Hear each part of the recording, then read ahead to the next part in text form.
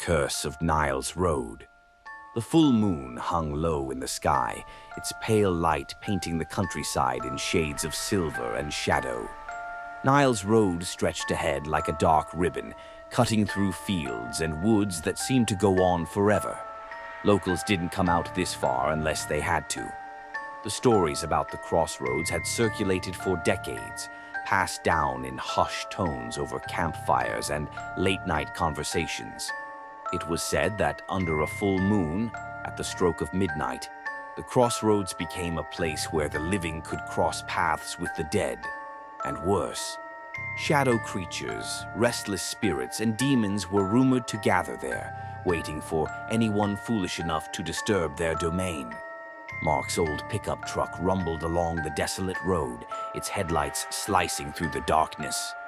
Claire sat in the middle of the bench seat, gripping her phone tightly, while Jason leaned against the passenger door, trying to appear casual.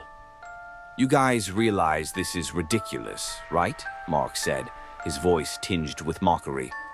"It's just a story to scare kids. Nothing's going to happen." Claire glanced out the window, her face pale.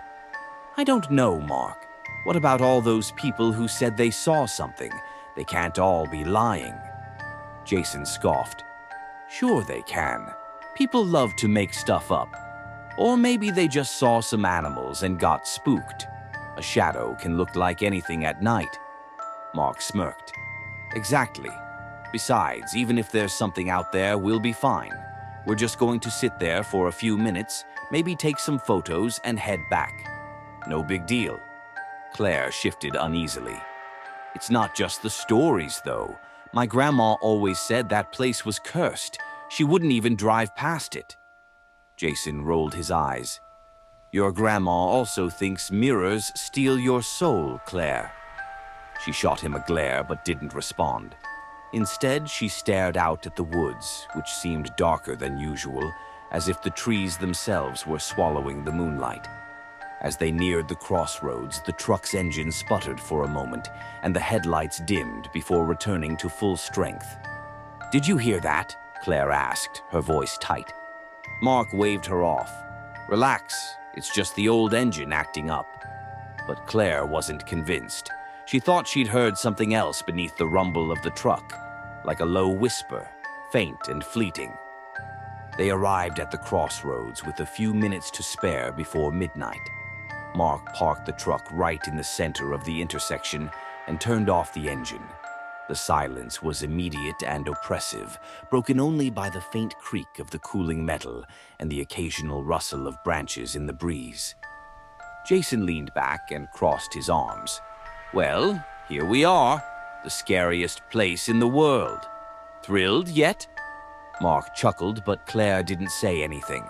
Her eyes were fixed on the woods, her breath fogging the window. As the minutes ticked by, the air grew heavier, as if the atmosphere itself was pressing down on them. The wind died completely, and with it, all the usual sounds of the night. No crickets, no owls, nothing. "What time is it?" Claire asked, her voice barely above a whisper. Mark glanced at the dashboard clock. Midnight. For a moment, nothing happened. Jason sighed, ready to declare the whole thing a bust, when a faint sound broke the silence, a distant hum, low and droning. It seemed to come from everywhere at once.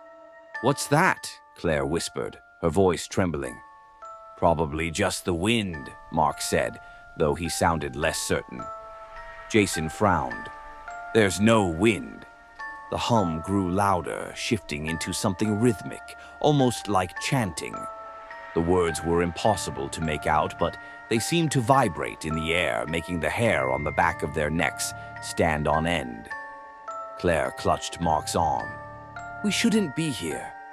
"Relax," Mark said, though his voice was tight.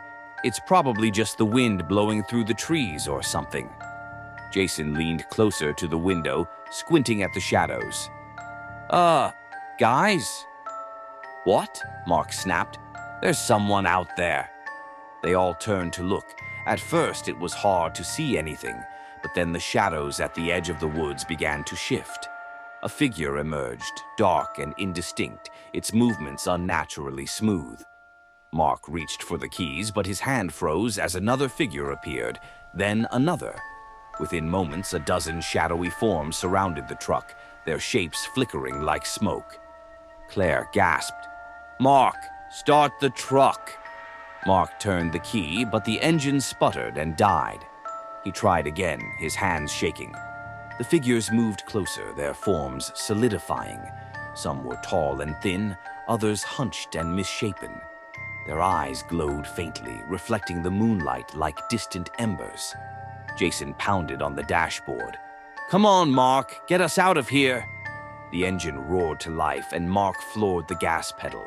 The truck lurched forward, scattering the figures. But as they sped down the road, the chanting followed them, growing louder and more frenzied. "They're still there!" Jason shouted, looking back. The shadows darted alongside the truck, keeping pace effortlessly. One reached out, its claw-like fingers scraping against the window. Claire screamed, and Mark swerved, trying to shake them. The truck burst out of the woods and onto the main road, the shadows finally falling behind. The chanting stopped abruptly, leaving an eerie silence in its wake. They didn't stop until they reached the edge of town, pulling into an empty parking lot.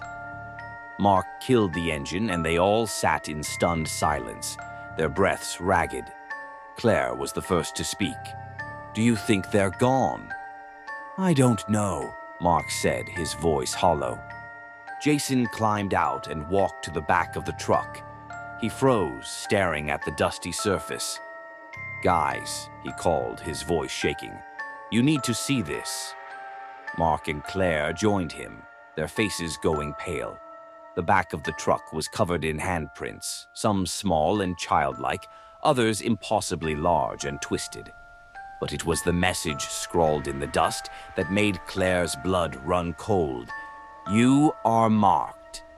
Before they could react, the parking lot lights flickered and went out. In the darkness, a guttural laugh echoed around them, deep and inhuman. They spun toward the sound, but the shadows beyond the lot were empty, or so they thought.